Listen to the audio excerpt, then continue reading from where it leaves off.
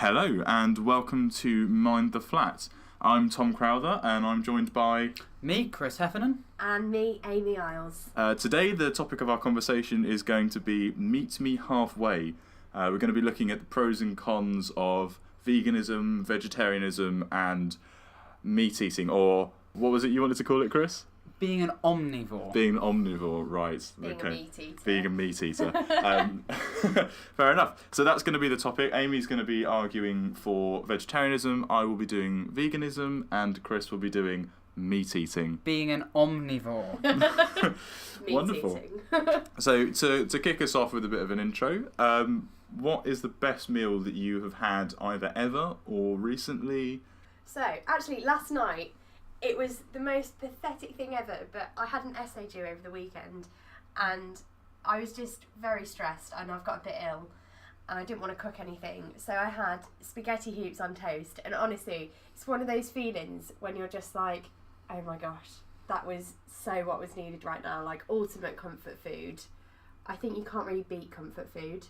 Like, it just gives you such a good feeling. So if people are going to judge students, we've created a student podcast in which we've advertised the best food you've ever eaten to be spaghetti hoops and toast. That was not the question.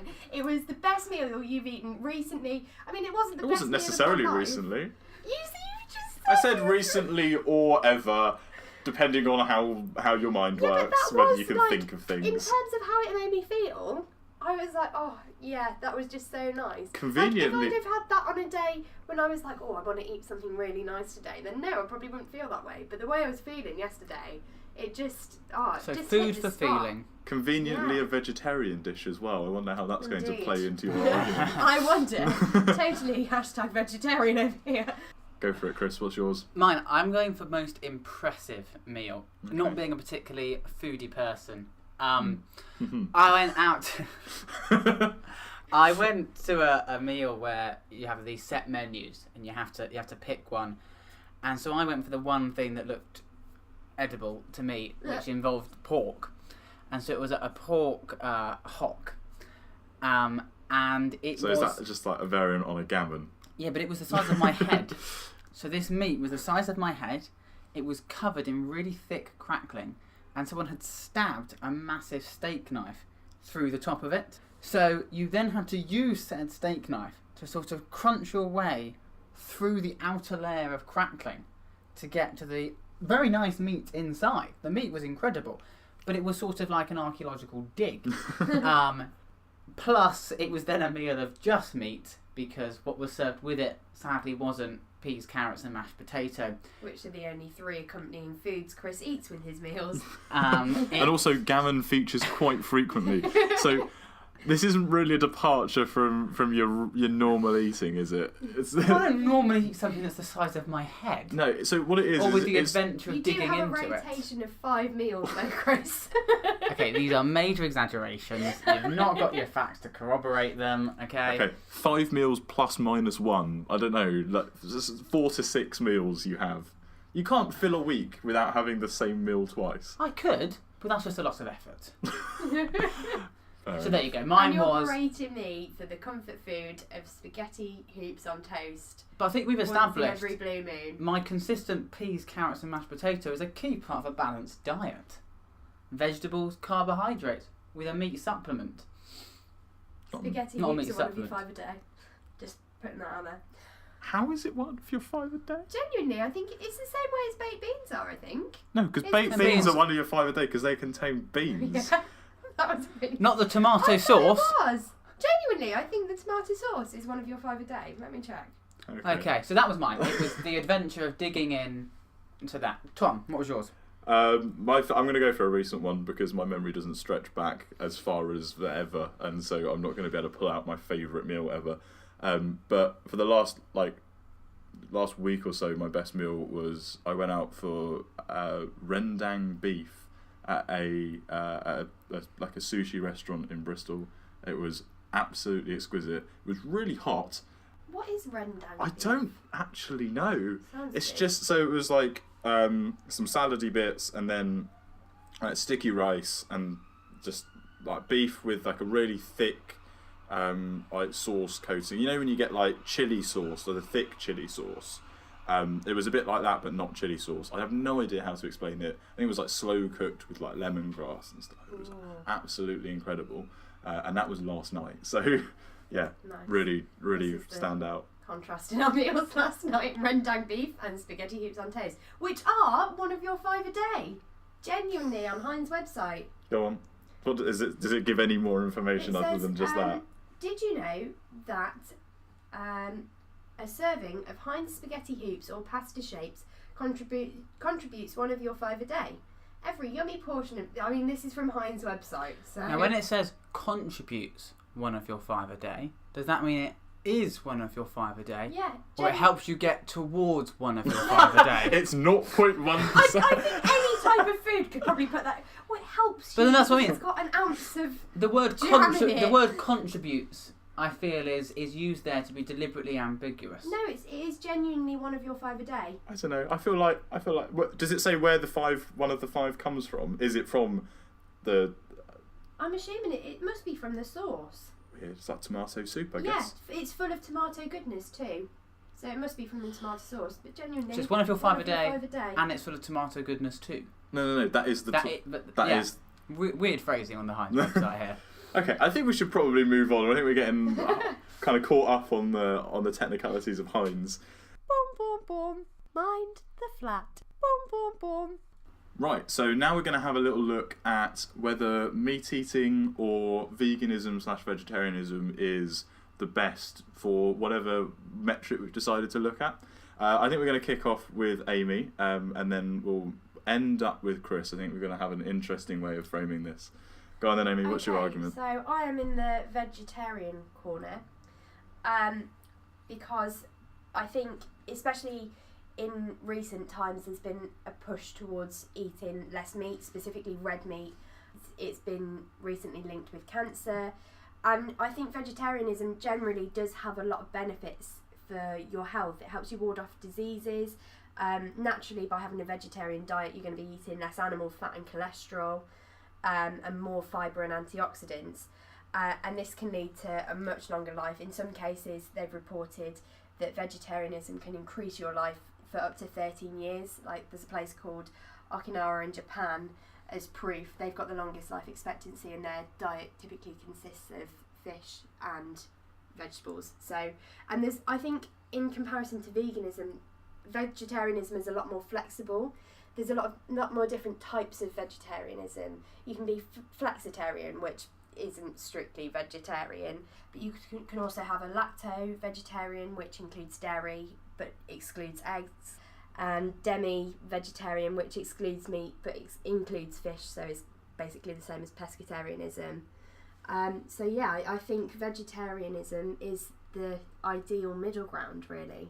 Why do you need a middle ground? Surely the fact that animals die producing animal produce as well as just meat, surely that means that you can't argue for the vegetarian cause without arguing for the vegan cause. Well, I think it depends on what reasons you're doing it for. If you're just trying to reduce your meat intake by becoming vegetarian, and you're not doing it for animal rights reasons, okay.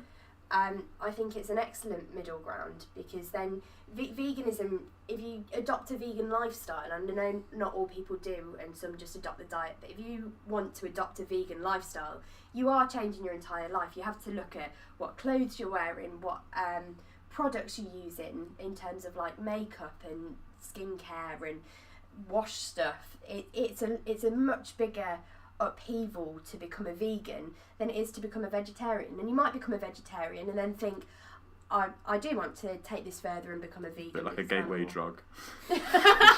Vegetarianism an ethical gateway there. Yeah. It's like the opposite of it's like the other end of the spectrum to gateway drugs. So you say vegetarianism is the way forward, best way to reduce your meat intake. Surely you could just have an omnivoric lifestyle, which involves less meat consumption. You say, I will eat meats once a week. That wouldn't then become a vegetarian lifestyle. You'd still be an omnivore, you've still reduced your meat intake. Well, technically that's flexitarian, which is on the way to becoming a vegetarian. Oh, so we're looking at a continuum here. There's no. So are you arguing that there is no vegetarianism or veganism? There is but a continuum between them. Yeah, I think I am, because there are all, as I've listed, all these different types of vegetarianism, and I think they all come at a different point on this scale. And I think it's clear that we need to, as a society, reduce our meat intake for A, health benefits, and B, environmental reasons, because the meat industry does produce so much pollution in terms of methane. Animal waste pollutes rivers. Pesticides as well are a massive issue, and I think, and again, it's easier than becoming a vegan if you are going to take that step. Pesticides, I don't believe are used on animals, but on plants. And I think vegetarianism relies on plants. To produce the food for the animals, I mean, a lot of them are plant-based. Pesticides would be used whether you're growing crops for people or for animals. Okay, yeah, So, for context there, though, you would need, in terms of efficiency, we're looking at how much plant-based produce is used to bring up an animal versus how much plant-based produce is used to just create a plant-based diet. Like, vegetables per kilogram, if we're just looking at like water consumption, for instance, vegetables per kilogram on average use 322 litres of water. For beef, that's over 15,000, which is almost 50 times more water. And so if you're looking at like how much produce is used to feed these animals and how inefficient it is, and how much land we have to destroy, and then consequently how much more like pesticides and that sort of thing, like you will have more pesticides because you have to create all the crops to feed the animals. And so Amy's potentially slip of the tongue there saying pesticides isn't necessarily wrong, because you do need to create plants to feed these animals, and it's and in much more of a way than if everyone just relied on a plant-based diet. There we go. That is my opening argument anyway, my opening gambit. Hashtag roast me, or don't, because I'm a vegetarian. I'm not, but... How long did you plan that? It literally just popped into my head. Can we stop this now? Can I leave? I don't want to do this anymore. Wow. I'm going to find a new flatmate. Hashtag roast me, but don't, because I'm a vegetarian. Wow, that is the most protracted. Point out that none of us are vegans or vegetarians, although I am trying to be more flexitarian, but yeah. Okay, so the reasons for like flexitarianism and that sort of thing is mainly a personal reason. I've got two things to say. First of all, if you're trying to reduce the meat consumption for environmental reasons, if you think that retaining farm industries but also retaining a degree of like diversity in terms of the livestock that we've got is important, surely because of aggregate effects, people that care about these issues should go vegan so as to completely counteract the people that are adamantly against going vegan. So whilst it might be ideal that everyone has a little bit of meat in terms of an environmental argument, surely it's better that the people that care about these things go completely vegan, offsetting the fact that some people will still eat meat. And so there will still be some meat consumption, but it won't be on an individual basis, it will be on an aggregate basis. So vegetarians should take one for the team and become a vegan? Yeah, pretty much. I mean, and also the second point I want to make is on ethical grounds. I mean, there's pretty much no way that you can argue for vegetarianism because it's just completely inconsistent. I mean, if you're arguing it from a self-centered perspective, then go for it. Like, if you just want to make yourself better or stop climate change for human reasons, then sure. But if you're looking at an ethical perspective, there's absolutely no way that you can justify eating dairy products, eggs, like with the production of milk. Cows are overbred and calves are killed because there's no need for them, so they just kill off the calves when they're born, and so that the mothers are continuously producing milk. With eggs, if a male chick is born, they gas them because they've got no need for them. So you're still killing animals by eating these produce. Like it makes no ethical difference whether you're drinking milk or whether you're eating a cow. Like effectively, you're still killing animals in order to do that. What about an organic farm trade? A free range. So you buy your eggs from your local farm where you know that they just have the number of chickens they have. The chickens hatch the number of eggs they hatch, and those eggs are sold. Okay, so I'm going to take a slightly radical perspective to answer this one. Surely we are still infringing on animal rights by confining them and using them and exploiting them. I mean, fundamentally, you wouldn't want that to happen to a human. And you would then have to claim that the lives of animals and the freedoms of animals are less important than the lives and freedoms of humans. Yes. And how would you make that distinction? Well, I think... On what basis? Like, why would you justify that animals have less of an importance than humans? I think throughout history, like, it's part of the food chain. Like, biologically, we've always eaten meat from being cavemen, and other animals eat meat as well. Like, other animals don't have the capacity for moral reasoning, though. We can't expect a tiger to think about the ethical implications of eating its organic prey, whereas we have the ability to think, actually, we can stop this. We don't have to kill these things. These things have worth, and we have alternatives that we can turn to. So surely that is something that we should do because we have that reasoning.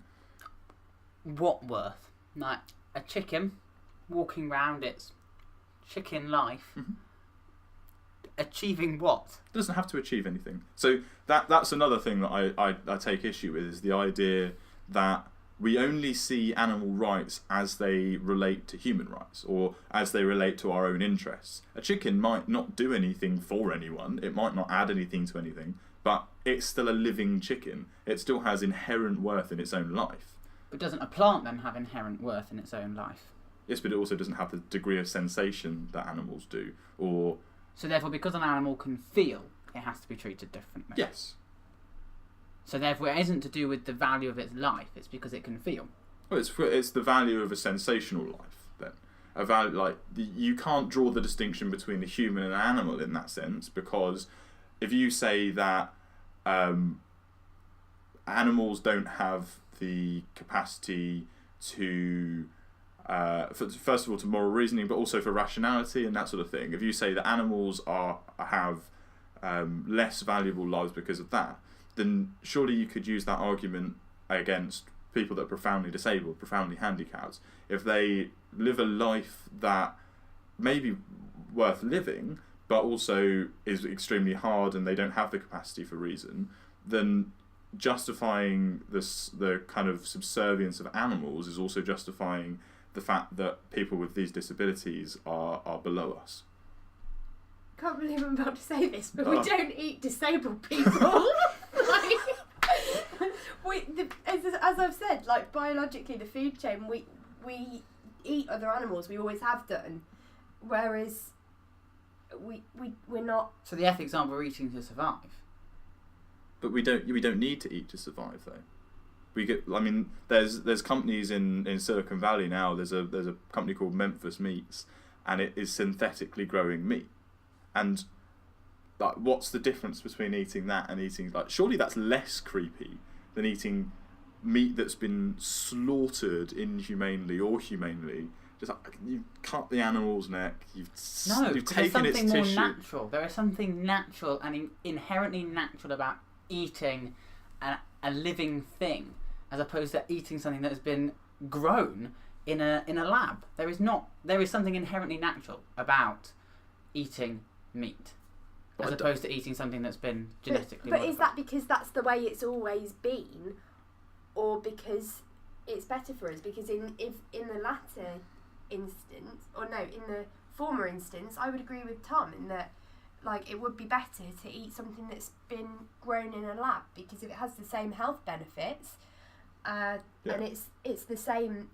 The same. I forgot this is a podcast. I just did the little colon sign and the air quotes, right? Yeah, the air Inverted quotes. commas, not Inverted colons. Sorry. Oh yeah, it's been a long day. From a literature student's point of view. For goodness sake. Anyway, I prefer falafel burgers now. I know they're completely different, but I prefer a falafel burger to a beef burger. And I had the other day down at the Harbourside Market. Oh, if any listeners want to try this out, like it was incredible. Like it was a fake chicken burger. And I don't know what it was, but it was like. It's always reassuring, isn't it? No, I don't know what it was. It was vegan. We've had endless McDonald's adverts that reassure us that their chicken nuggets are actual chicken. And now people go and buy chicken off a market stall and they no longer even care what's in it as long as it's not chicken. Yeah, well, it was vegan, so I'm assuming it was like it's not. It wasn't gonna be, sawdust. It's not going to be horse meat, but it was honestly one of the best chicken burgers I've had, and it wasn't chicken.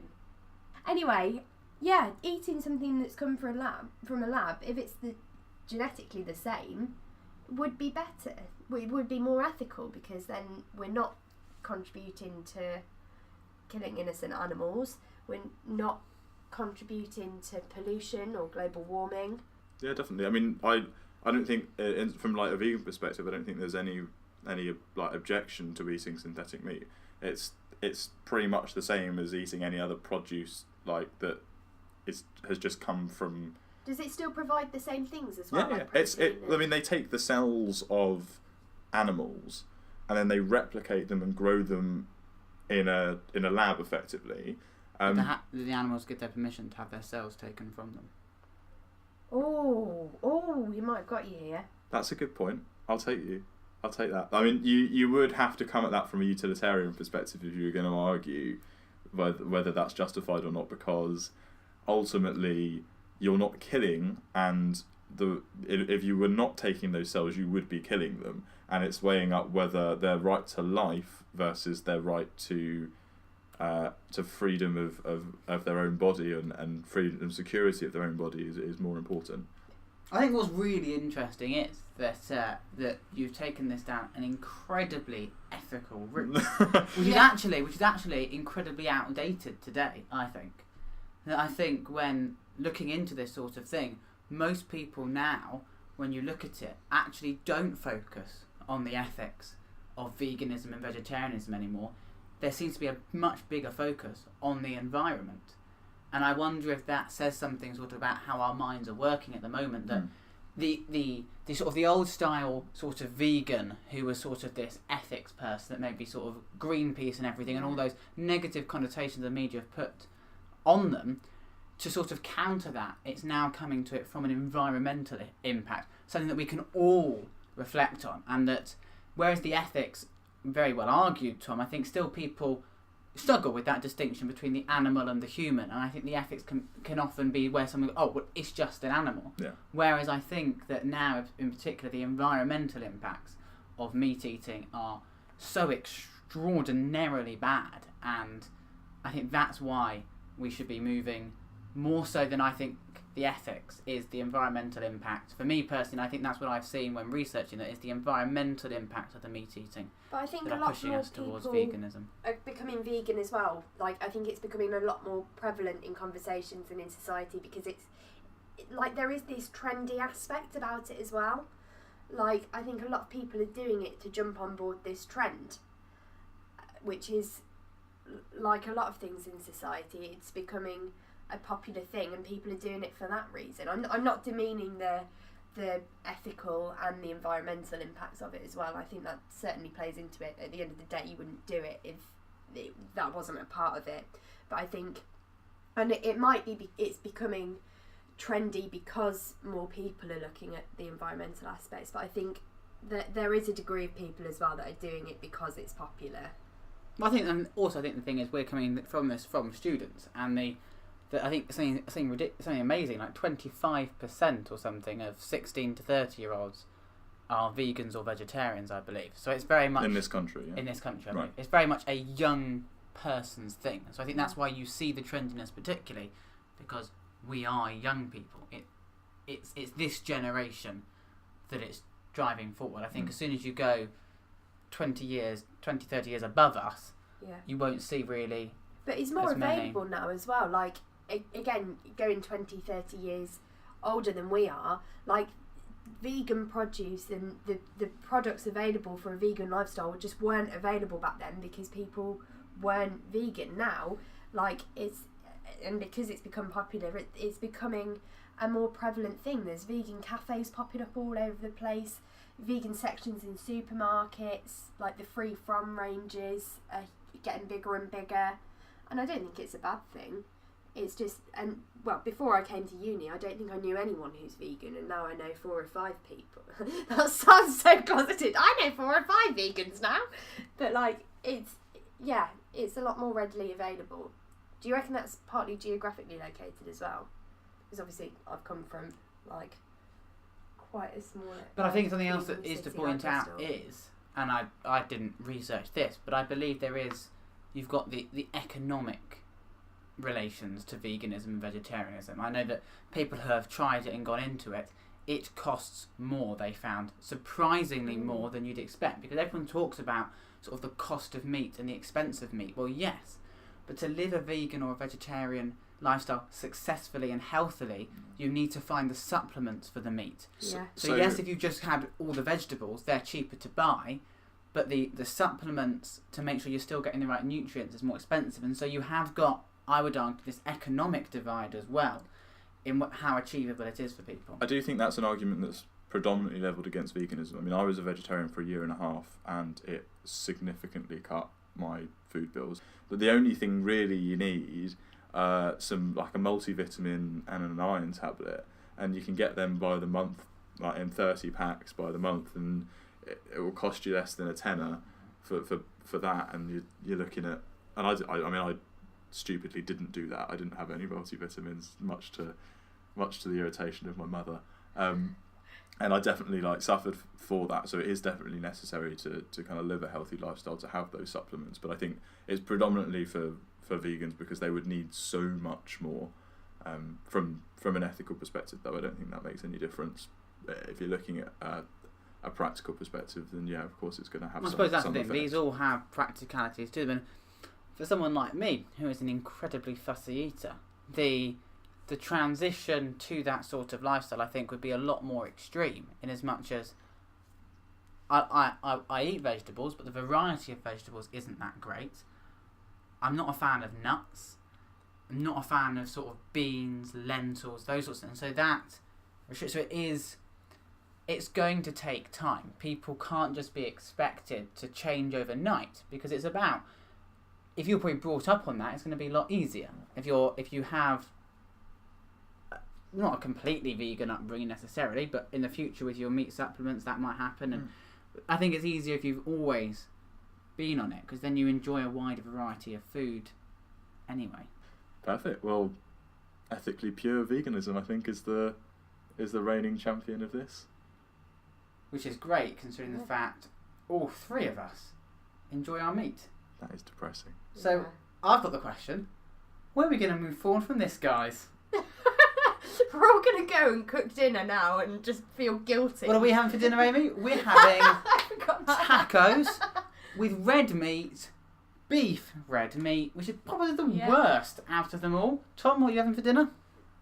Oh, I don't actually know. I've not bought any dinner yet. I should probably go and find some. He's having a vegetarian meal now. I might. I mean, I could. Ethically pure vegan meal. I mean, I'm not going to have a vegan meal because I've got eggs that I need to use. But I might make a carbonara with no meat. Oh. So I might go halfway towards what I've been arguing for. You know what? I might give it a go actually at some point soon. Oh. An ethically pure vegan. I mean, not an ethically pure vegan, but a vegan.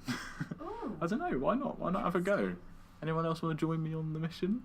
Get berated You know what? by our other I flatmate? was thinking for Lent about going veggie. When's Lent? Isn't that ages away? It's like Chris, the what's lead it- up to when's it's Lent? after Lent is it's in February. Lent from the biblical flatmate is the 40 days leading up to Easter. Easter Day falls on the 21st of April this year, so go 40 days backwards from the 21st of April and you'll arrive at the beginning of Lent. So it's quite a far. I think New Year's resolution is probably a little bit closer than Lent. Same kind of impact, but in. Give it a go. We could do veganuary. Veganuary. That sounds Veganuary. horrific. It was trending on I'll shake Instagram on this it. year. You want to do it? We're going to agree for it? Yeah, let's do it. Let's do it. When we get back to uni though, like, because we'll be at home for the start of January. Right, so we just shake. No, just shake January starts on the 1st of January. January But I starts on can't do it while I'm at home. My mum will force feed me meat. Stand up to her. You're an adult. Stand up to her. Chris, you've met my mother. Like, would you want to stand up to her? Just Love you, Mum. offer to cook your own meals, Amy. I could do. To be fair, I do cook when I'm at home. There you go. So Maybe my mum and dad are even, just gonna have to and eat vegan. I was going to say, there you go. I think I Amy will be just- coming back to uni very quickly. They'll be dropping her off on the 31st of December. So there we go. Amy and Tom have agreed for veganuary, which is vegan. We're not having. Sorry, we're not going vegan and smoking weed. Veganuary. Interesting. I don't know where I got that. Just turn into like Rastafari. Veganuary. Veganuary. Veganuary. No, that's the soft G. Tom and Amy have agreed to go veganuary for January 2019. And maybe I'll make a conscious effort. Well, I've already cut out ham, which is really bad. You're getting there, Chris. I've cut out ham, and hopefully maybe we'll change some of your minds, and you can think differently about this and how much meat you eat. Oh, nice little rhyme there. Boom, boom, boom. Thank you very much for listening. If you want to get in contact, you can find us on Facebook. We're Mind the Flat Podcast. On Twitter, we're at mindtheflat_pod. On Instagram at mindtheflat_podcast. And if you want to respond to anything we've said in this episode or suggest a topic for another week, you can head to our Reddit, that's r/mindtheflat, and have your say there, or you can drop us an email at mindtheflatpodcast@gmail.com. Boom, boom, boom.